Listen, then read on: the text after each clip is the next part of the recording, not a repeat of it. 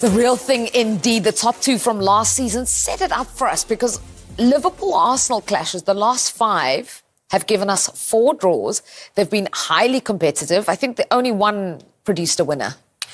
Yeah, it's interesting actually, because the good news for Arsenal fans is they're unbeaten in the last 6 at Anfield. The bad news is that they haven't won at Anfield for 13 years. But on top of all of that, they go there in their best shape they've been in for a long time. Defensively, the best defence in the Premier League last season. I think not a lot of attention has been paid to the fact that Arsenal have invested in Zubimendi, who's an outstanding defensive midfielder, and Mosquera as well, the Spanish international centre-back. That kind of signing gives them the platform to allow the front 6 to go and do what they do best. And that's the reason why I give Arsenal a really good chance this weekend.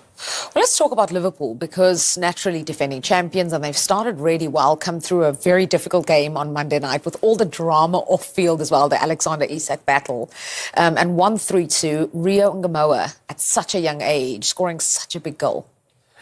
It's always important when you're a young player and you come into a game like that, you want to try and have an impact. What was amazing for me is the composure he took to put that in the back of the net, because it comes off a dummy. So that means he's got good chemistry with these players already. And the technique on the finish to just wrap it into the side netting without taking a touch, it just shows you how confident the young lad is. I asked you before the show, when you made your debut, you were saying you were 17. You're in that moment, you've got the opportunity not just to score a goal, but the winning goal in a massive match. You will know what's going through his mind, won't you? Yeah, you're just thinking, especially at a young age, work the keeper, hit the target, just try to make good connection. And he hit the ball exactly where he wanted it to go. And that isn't an easy chance. We've seen loads of regular, everyday professionals miss chances like that, and some even closer.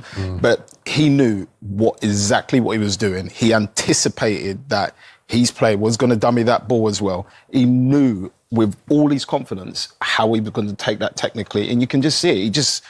It's almost like he relaxed. We used to always say Núñez never takes his time, he never breathes. It's almost like as that ball was coming, he just took a deep breath and just stroked it, just looked for pure connection. Yeah. One of the other positive points for Liverpool in that game was obviously Ekitike. I mean, he has hit the ground running in this league. I think I like him as a player because the first thing I've got to say is that I was very surprised when Liverpool signed him, because he looked very much as though he was going to go to Newcastle as the replacement for Alexander Isak. And I thought it was all going to be very straightforward.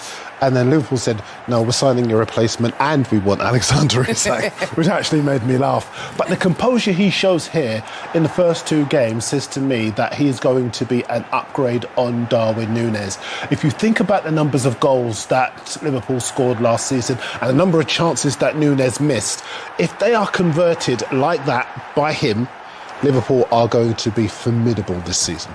It's just crazy. Like, it's almost like they've carried on where they left off last season in terms of clinicalness in front of goal. They don't need that many chances or half chances to make them count. And I think in that Newcastle game, in many ways, it kind of showed that. There wasn't like loads and loads of chances on target, but the ones that they had, they truly tried to make count. And for me, the more I look at it and see everything, I don't now sitting here understand why they want to buy Isak.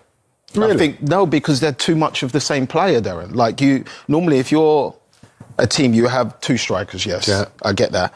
But one's a little bit different to the other. Yes. But when I watch these 2 strikers, they play so similar in terms of the way they move around the defences, the way they can come short link up, they can go behind, they can both dribble. They're both what? He's about 6'2" as well? Yeah. I mean, I agree with all of that, and it's kind of hard to sit here and debate with a guy who played with Didier Drogba. But I'm just, allow me, if you're watching around the world, allow me for a second. I just think as far as they're concerned, if you think about, I want to cast your mind back to 1999 at Manchester United. They won the league with their Dwight York, 20-goal-a-season man, Andy Cole, 20-goal-a-season man, Teddy Sheringham and Ole Gunnar Solskjaer, both of whom were decisive in the Champions League final. And I think if you are going to win silverware, you have to have a pool of strikers. You can have one man, but if that one man is out, you're done. I think if you have 2 guys who can do a fabulous job. What you're doing is maintaining a standard. I'm not saying don't sign a striker. I'm saying they don't need to be exactly the same. I agree. Because there's no real difference. I just think Isak is the kind of striker you sign at any cost. Any cost. We saw that last season. He's decisive, he can score. He's a Thierry Henry type player. And I think... Ekitike is doing the same thing right now. That's what everyone's saying about him. Yeah, he's giving Henry. Doing the same thing. Yeah. They're coming for everything, Liverpool. Let's hear what Arne Slot and Mo Salah have to say about Ugo Ekitike. The answer to what he can improve is his match fitness. So I expect him to do even a lot more without the ball than he already does, because he's already working hard. But yeah, there we can improve, which is completely normal, because he has to adjust from a different league, from a different playing style. So Frankfurt wasn't as pressing as much as they pressed, but not as much as we tried to do. And then coming to a different country, coming to a different league, yeah, there's a lot for him to handle.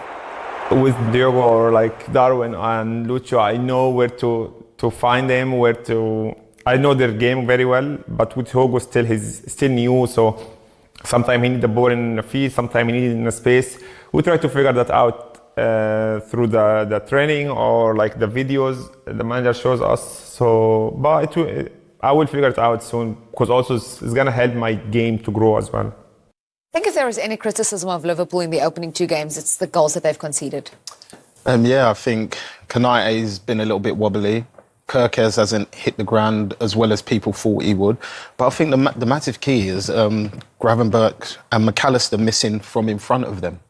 I think because of the fullbacks goal, the centre-backs are pretty much left open with only one of them playing. I'm so glad you said that, because lots of people feel that the solution is a Mark Gahey, for example, another centre-half, but it's the protection for the back four that they're lacking. It helps them with their decisions, when to go, when to drop off. If they go past him, they can read that, so they can tackle that. So, but when it's not there, well, you're just running backwards, and as you can see in some games, they're just like swarms of players running at you, and it's hard to decide which one. Like, that goal is a bit different, but this one here with Semenya running through, look, there's 4 of them and 2 defenders. Liverpool, you can't defend that. It doesn't matter how good you are. Konate, Virgil, you can't stop that. So uncharacteristic of them as well. And a lot of those on the break. This one here from a set piece. What does that say about what's coming up on Sunday? Well, it says that Arsenal can go into the match really confident. You have to go back to 1925 for the last time they won their first 3 without conceding. But they do know where the goal is. And I think having Gyökeres means that Liverpool have got a different problem to the one they normally have each season when they play Arsenal. He's a threat, he's got movement, he's got physicality. You can probably speak far better than I can to why that will be an asset for them. But what he does also provide for them is a target in the 6-yard box. And the hair flicks. Don't forget the hair. I can't talk about that. Sorry, I didn't mean it. I really loved that, because there was this narrative building around Victor Gyökeres, and just hearing other fans saying, well, he's not as good, and he had more touches of his hair against Man United than he did on the actual ball. How important was it for him to score those goals then? And also, how difficult is it for Arsenal to play with an actual number 9, to adapt to that? Well, listen, it's going to take them time to learn how to play with him. It's going to take him time to learn how to with them.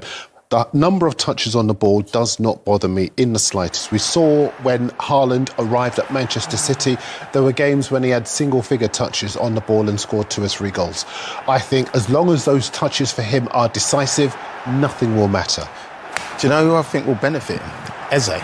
Yeah. Because he's been used to playing with that target number 9, Mateta. And he plays those bounce passes, the 1-2s, and he plays them in. Gyökeres loves to run into space. Eze will create space for him and find those passes. You've been a winger, so you know. What is it you're looking for in terms of the movement? Are they making your mind up for you, or are you trying to get them onto a tasty ball into the 6-yard box, 18-yard box? A lot of wingers are different now, though, Darren. They want to take too many touches, or they want to do a step over. Sometimes you can get the ball out your feet and put that ball in that dangerous area, and the strikers will go. People like Gyökeres, Sesko, Holland, they will go. It's when you take too many touches it can kind of mess up their run, and then you see they're not in the box, they're not trying to go forward. It's because they don't know when the ball's coming. But if they know you're going to put that ball in, they go. So the anticipation, you eventually develop that. Didier just said to me, Sean, I know you do it anyway, but I just want to remind you, get the ball at your feet, put it in. Even if it's a bad ball, it'll make it a good one. Listen, I know Mikel Arteta was pretty evasive today in his press conference. He didn't want to say too much because he's got Odegaard out injured. And, you know, they asked him, so Eze goes straight into 10, and he didn't want to say, but he probably does, right? He goes straight into the starting lineup at Anfield. And then what does that say to you about Arsenal's strength and depth now? It's getting to the place where they've been wanting it to be. I think because normally people leave and they don't replace them, whereas now people are leaving, they're replacing and still building on top of that. And like Eze on top of what they've already brought in, like that's telling you they're in the run for this title. And it's going to take a lot to knock them off the perch. Because as Darren said, for me, over the last 2 or 3 years, they've probably had the best defence in the Premier League. And for whatever reason, they just can't win the Premier League. So this year, they've got the tools to do it. It's just whether they're all put together rightly. OK, so ahead of the game, Mikel Arteta has been talking about the injury concerns and the depth of his squad. I think in the previous season, we had the best record in the Premier League. The following season, we had one of the worst as well, because the extent, not the amount, but the extent of the injuries of certain players, especially Tomiyasu, Gabi Jesus, the long-term injuries we have with the hamstring injuries. So, yeah, we have looked at everything. We are continually monitoring and evolving the needs of the players and the schedule. But unfortunately, we pick very diverse injuries again. Yeah, those injuries, Bukayo Saka gone out, hamstring injury, Odegaard out as well, first home game of the season, shoulder injury. And Kai Havertz, you got to explain this to me, because Kai Havertz has a knee injury, he's had surgery, and they're saying it's not serious. Yeah, there's many ways to look at it. You can do little things to your knee. Some of them you just don't need an operation, you just need rest. But the one that I did have, which was my first proper ever injury, was I had my meniscus was starting to fray away. So they just go in and they kind of clean it up, make it all neat and tidy again. And it's normally like 2 pinholes and they just do it by camera. So I was, just over a month and I was back playing again. So if you're talking about operation, that's the only thing I can think of to a not serious knee injury.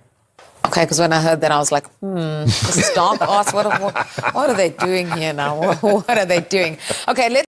From feistiness and flair to fledgling teenage attackers scoring dramatic winning goals, Liverpool's top-flight battle with Newcastle United at St James's Park on Monday night lived up to the hype and then some, as the Reds left their northern neighbours crestfallen at the sound of the final whistle.